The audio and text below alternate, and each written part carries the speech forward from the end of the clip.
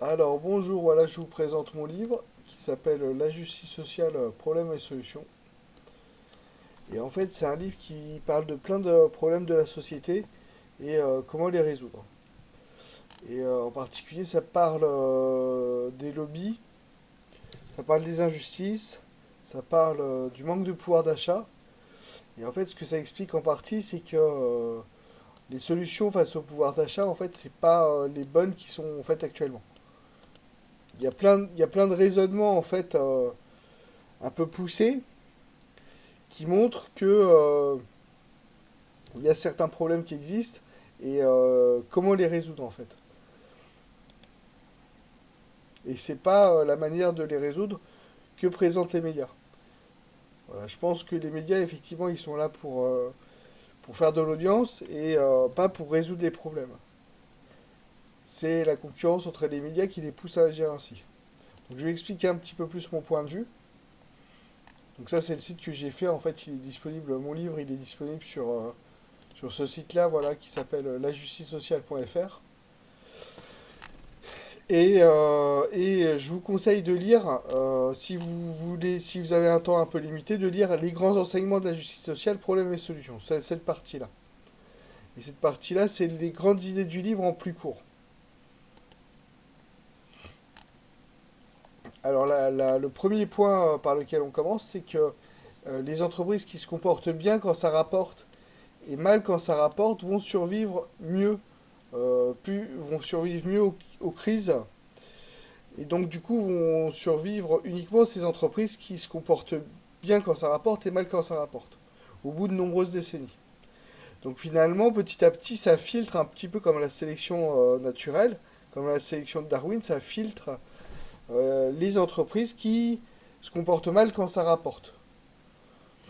Et ça, c'est vraiment important à comprendre parce que si on réfléchit un peu, on peut se dire, tiens, bah voilà, si on veut trouver les entreprises qui se comportent mal dans certains domaines, bah, il suffit de voir dans quel domaine les entreprises peuvent se comporter mal et ça rapporte vraiment beaucoup d'argent. Par exemple, pour une industrie, ça va être pour une industrie, ça va être de surexploiter ses employés. En surexploitant ses employés, elle fera un plus grand chiffre d'affaires, enfin, elle fera un meilleur bénéfice parce qu'elle dépensera moins d'argent à avoir beaucoup d'employés. Peu d'employés suffiront à créer sa production. Et petit à petit, elle gagnera de l'argent. Et petit à petit, cette entreprise qui surexploite ses employés va survivre plus. Et il n'y aura plus que des entreprises qui surexploitent leurs employés. Alors, heureusement, il y a des manières pour lutter contre ça. Et je l'explique là, par exemple, pour lutter contre la surexploitation des employés, il suffit de faciliter les arrêts maladie. Donc, en cas de burn-out. Donc voilà, on va voir son médecin, on est en burn-out parce qu'on a été surexploité, et là, il nous arrête facilement. Et dans ce cas-là, l'entreprise, elle sera perdante. Elle sera perdante parce qu'elle aura perdu un employé temporairement, et il faudra quand même le payer. Donc, petit à petit, les entreprises qui feront ça seront perdantes, qui surexploiteront leurs employés seront perdantes, et dans ce cas-là, ben, ça empêchera ces employés, ça empêchera ces entreprises de survivre plus. Donc du coup, ça filtrera dans le sens inverse les entreprises qui ne surexploitent pas leurs employés. Et donc ça, on voit qu'il y a des solutions par rapport à ces actes, ces mauvais actes des entreprises. C'est de faire en sorte que les entreprises qui trichent, qui abusent, qui font des abus divers et variés et qui leur rapportent de l'argent, il faut faire en sorte que ces abus ne leur rapportent pas d'argent. Et petit à petit, se remettra en place des entreprises qui n'abusent pas. Voilà. Un autre exemple d'entreprise qui abuse et qui lui rapporte vraiment, enfin, qui en abusant, ça leur rapporte vraiment beaucoup d'argent, c'est les médias. Et je pense que les médias, à cause de la TNT et d'Internet, ils sont en grande concurrence. Et étant en grande concurrence, ils sont obligés de diminuer les prix, ils sont obligés de diminuer les coûts de production, pardon, donc de faire pas d'enquête, et ils sont obligés de maximiser l'audience. Donc maximiser l'audience, ça veut dire on fait de la stratégie pour attirer les gens vers notre contenu. Donc on fait des choses énervantes parce que parfois les gens sont attirés par les choses énervantes. On fait des choses qui font peur parce qu'ils sont attirés par les choses qui font peur. Même moi, hein, je suis attiré aussi par les choses qui font peur. Je m'inclus dans l'audience moyenne, quoi. Et donc je pense que les médias font cette stratégie-là et donc ils vont pas vers la vérité. Parce que la vérité, elle est souvent un peu plus subtile. Elle fait moins d'audience, la vérité. Et du coup, les médias qui utilisent ces stratagèmes-là de faire peur, etc., de ne pas faire de vraies enquêtes, vont faire plus d'audience, vont dépenser moins d'argent dans les enquêtes parce qu'ils n'en feront pas, et ils vont survivre plus, et au bout d'un moment, il n'y aura plus que ces médias-là qui vont survivre. Et aujourd'hui, on peut se dire, bah voilà, on voit une enquête qui est faite sur TF1, et on peut se dire, bah c'est une enquête qui est poussée, c'est bien.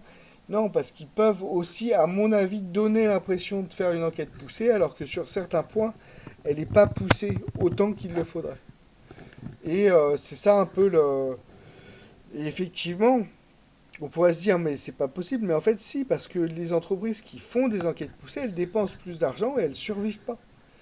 Et c'est ça qui est intéressant à comprendre, c'est qu'à cause de ça, on est mal informé. Alors, il y a encore le service public qui peut faire des enquêtes poussées parce qu'il décide de mettre de l'argent. Et puis, il y a aussi les indépendants sur Internet qui ont du temps libre et qui peuvent parfois prendre le temps de faire des enquêtes poussées. Mais globalement, j'ai plus confiance aux médias. Voilà. Et on peut se dire, bah voilà, la plupart des gens sont honnêtes et ils feraient pas ça. Mais je pense que dans la population, il y a une partie des gens, je crois que peut-être 20% des gens, qui se rendent pas compte, quand ils mentent, que c'est grave de mentir. Et je pense que ça a sélectionné petit à petit des journalistes qui en fait sont des gens comme ça, sont des gens qui se rendent pas compte que euh, mentir c'est pas bien. Et les journalistes, à mon avis, la plupart, ils n'en ont rien à faire de mentir parce qu'ils se rendent pas compte que mentir c'est pas bien. Par exemple, Léa Salamé, elle disait dans une interview, euh, elle disait, je me souviens plus très bien, j'ai perdu un peu le fil. Elle disait que le plus important c'est pas la vérité, le plus important c'est de faire un moment de télévision. Et donc ça veut un peu tout dire. Ça veut dire que la vérité, c'est pas ce qui l'intéresse. Ce qui l'intéresse, c'est de faire peur, de faire une engueulade, de faire qui va faire de la télévision, qui va faire de l'audience. Et Christine Kelly qui interviewait Zemmour à un moment, elle avait un peu le même comportement en disant voilà, quand Zemmour était interviewé, c'était génial. On faisait des audiences pas possibles, c'était magnifique. C'était Dieu qui nous avait envoyé un message, tu vois. Elle était allumée, quoi. Mais elle se rendait pas compte, je vais être un peu méchant avec les partisans de Zemmour, elle se rendait pas compte que c'était un message de haine qui était pas bénéfique à la population, quoi. Et donc voilà. Donc ça c'est un point du livre, c'est le fait que les entreprises qui se comportent mal vont gagner plus et petit à petit vont s'imposer. Qui se comportent mal quand ça rapporte de l'argent de se comporter mal. Et une des entreprises, un autre type d'entreprise qui peut se comporter mal et que ça rapporte beaucoup, c'est les labos pharmaceutiques. Alors c'est un peu compliqué, je ne vais pas rentrer dans le détail, mais globalement un labo pharmaceutique qui persuade les médecins de prescrire le médicament plus que de raison, plus que ce qu'il faudrait pour le confort du patient parfaitement, les labos pharmaceutiques qui font ça, ils vont faire un bénéfice beaucoup plus important. Et donc, on peut s'imaginer que beaucoup de labos pharmaceutiques utilisent tout un tas de stratagèmes pour maximiser l'impression que le médicament est efficace auprès des médecins. Et, euh, et petit à petit, ça a pu filtrer des personnes qui se comportaient vraiment mal au sein des labos pharmaceutiques et qui faisaient des actes encore plus mauvais que ça. C'est-à-dire de nuire à la réputation de certains médecins qui ont fait des découvertes importantes pour la santé des gens. Et qui bloquent peut-être un peu les publications. Alors, j'explique ça dans le livre un peu plus poussé, mais qui arrivent à bloquer finalement des découvertes médicales, je pense. J'en suis pas sûr, mais effectivement, j'ai vu pas mal. Moi, j'étais étudiant en médecine en quatrième année. Et avec mes connaissances, il me semble que certaines découvertes de certains médecins, comme le professeur Fourtillan ou Luc Montagnier, pouvaient, je suis pas sûr qu'elles soient justes, mais en tout cas, elles pouvaient être intéressantes et elles ont été dénigrées. Et ça, c'est pas normal. C'est assez suspect en quelque sorte. Je me demande si c'est pas des actions de lobbyistes qui ont fait ça. Et voilà. Et là, je vous montre un point, en fait, ici, c'est ce point-là, vous cliquerez sur le lien, c'est une vidéo YouTube qui explique que le lobbying empoisonne réellement la démocratie. Et il y a une journaliste qui s'appelle Stéphane Aurel qui s'est intéressée à ça et qui a fait des recherches là-dessus. Elle pensait pas trop aux labos pharmaceutiques, elle pensait plus aux industries des pesticides en fait. Mais je pense que le mécanisme est le même et que c'est tout à fait possible pour les labos pharmaceutiques. Voilà, et donc ça menace la démocratie parce que, euh, parce que après, peut y avoir des gens qui s'infiltrent dans le pouvoir qui agissent mal pour l'intérêt des entreprises et pas pour l'intérêt du peuple en fait.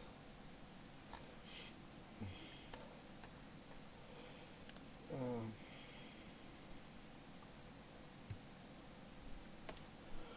voilà, alors il y a plein d'autres sujets que je décris petit à petit.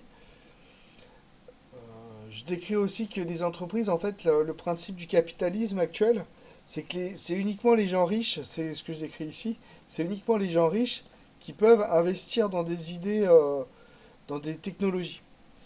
Et donc, ça prive tout un tas de personnes qui sont plus pauvres d'investir dans des technologies, de faire une entreprise basée sur une technologie. Et donc, c'est autant de technologies qui vont pas se faire et qui pourraient avoir de l'importance. Donc, alors, vous me direz, quand on est pauvre, on peut aller voir un investisseur, une banque, un business angel, pour lui dire, bah, vous allez me financer mon projet. Mais le souci, quand on fait ça, c'est que le mec qui finance le projet, c'est lui qui s'en met plein les poches au final. Et on n'a pas forcément envie de financer un business angel. Enfin, d'être enfin, l'esclave d'un business angel, en fait. Voilà. Donc, tout ça, c'est injuste et ça empêche certains progrès, à mon avis. En particulier dans la santé, mais peut-être aussi pour lutter contre le CO2. Avec certaines inventions qui pourraient peut-être permettre certaines avancées. Enfin, moi j'avais plusieurs idées, mais voilà, enfin, je vais pas aller voir un business angel si jamais il s'enrichit sur mon dos. C'est pas ce que je veux, quoi. Même si mes idées sont sûrement pas bonnes, elles tiennent pas la route, mais même si elles tenaient la route et que je pouvais le faire, j'aurais pas envie de le faire. Je voudrais bien travailler pour la population, pour l'intérêt général, mais pas pour un business angel. Ça m'intéresse pas. Et donc, ce que je dis, c'est que il faudrait créer un système un peu hybride entre l'État et les entreprises, ce que j'appelle dans mon livre les parcelles d'État, où c'est l'État qui investit dans les technologies sur les idées du peuple, sur les idées de certaines personnes du peuple qui ont par le passé eu des idées intéressantes, qui ont permis de fabriquer des entreprises ou des parcelles d'État qui étaient efficaces. Voilà. J'explique encore plein d'autres choses. Donc ça permettrait par exemple que des gens de la population puissent créer leurs entreprises en quelque sorte et que ça n'enrichisse pas les actionnaires, des actionnaires enfin c'est injuste quoi. Les mecs ils investissent sur un truc, ils ont de l'argent pour tout le temps quoi. Je sais qu'il y a, enfin c'est ce que se battait la gauche. Il y a il y a par exemple comment ça s'appelle, les actionnaires du CAC 40, ils ont gagné 100 milliards d'euros en un an. Ou même ils sont allés même un peu plus en 2022, ils ont gagné 144 milliards ou je sais plus, un truc comme ça. Une somme colossale. Et donc, ça représente pas rien à l'échelle du pays. Alors c'est que 2,5% du PIB français, mais c'est quand même pas rien.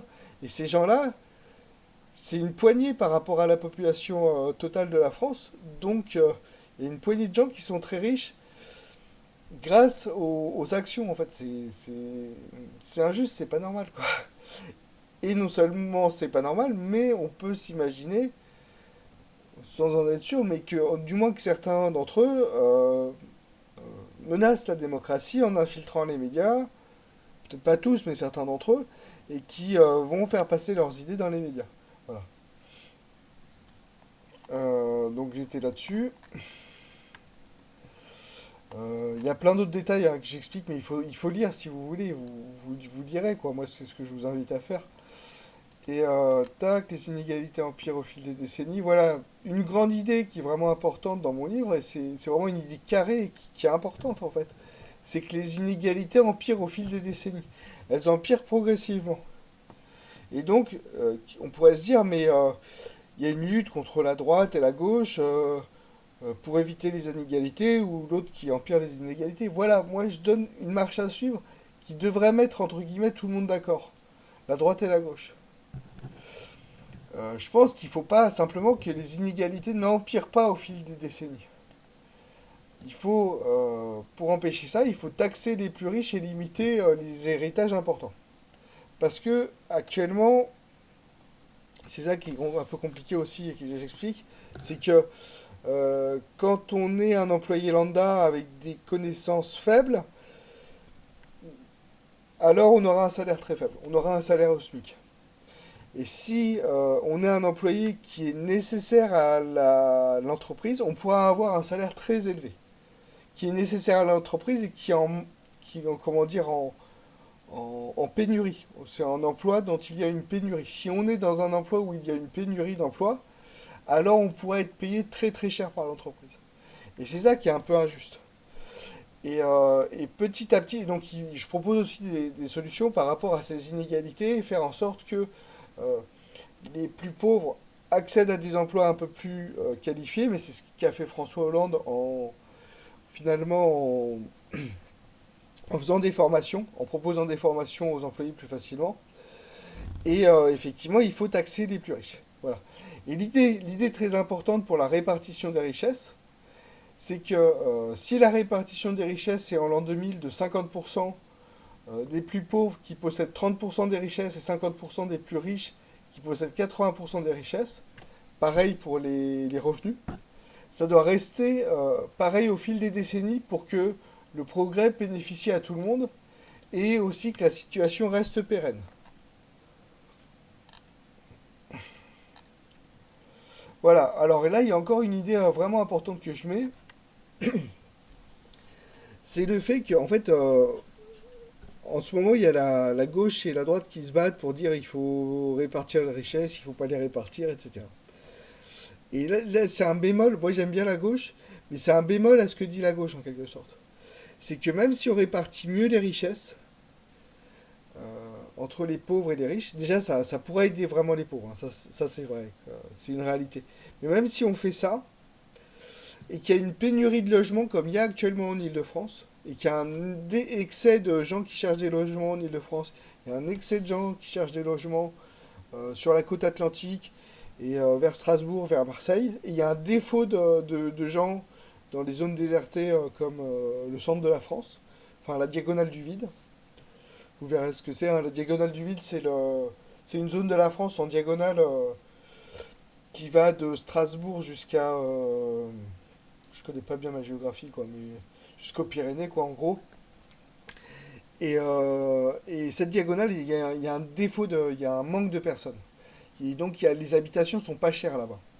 Et donc, même si on enrichit les pauvres, même si on enrichit plus les pauvres, s'il y a un manque d'habitation en Ile-de-France, il y a un manque d'habitation dans d'autres zones, eh ben, on aura toujours une pénurie de logements et les gens resteront insatisfaits de vivre dans des petits logements. Et ça, c'est une grosse source d'insatisfaction du pouvoir d'achat, en fait, dû au pouvoir d'achat. Et s'il y a une pénurie, même en enrichissant beaucoup les riches, ça ne changera pas le problème. Ils seront toujours, il y aura toujours, ils auront toujours des petits appartements. Et donc, ce qu'il faut faire, c'est ramener les gens vers ces zones désertées. Il faut faire la pub pour ces zones désertées. Il faut créer des voies de chemin de fer, des transports en commun vers ces zones désertées. Il faut faire venir les entreprises dans ces zones désertées. Et là, petit à petit, les gens reviendront dans ces zones désertées. Et ils pourront avoir des maisons qui coûtent aujourd'hui très peu cher dans ces zones. Et ils pourront se loger tranquillement. Et les gens en Ile-de-France, enfin en Ile-de-France et toutes les régions surpeuplées, auront un peu plus d'accès au logement. Voilà. Donc c'est vraiment un point important parce que là, ce qu'ils font, la gauche, c'est très bien, mais même s'ils enregistrent les gens, ils seront toujours insatisfaits par rapport au logement. Et puis voilà, une idée, par exemple, il y a plein d'autres idées dans mon livre que j'ai mis, mais une idée importante, c'est qu'il faut faciliter le télétravail pour diminuer le réchauffement climatique car on évite des allers-retours, j'ai fait une faute d'orthographe, là, des allers-retours nombreux en voiture jusqu'au travail. Voilà, c'est tout bête, mais c'est important, parce que ça limite vraiment les émissions de CO2. Pareil pour le fait de ramener les gens vers les zones désertées. Ben, si on ramène pas les gens vers les zones désertées, on sera obligé de construire des immeubles dans les zones surpeuplées. Et donc ça pollue énormément au CO2 de faire du béton. Donc ça créera du CO2. Et puis ça dégradera la beauté des villes, quoi. Donc c'est vraiment un gros problème. Et la solution, c'est de faire revenir les gens dans les zones désertées. Voilà. Donc je vais m'arrêter là. Et en fait, si on pioche certaines idées, on voit qu'elles sont importantes et qu'elles permettent de prendre des bonnes décisions.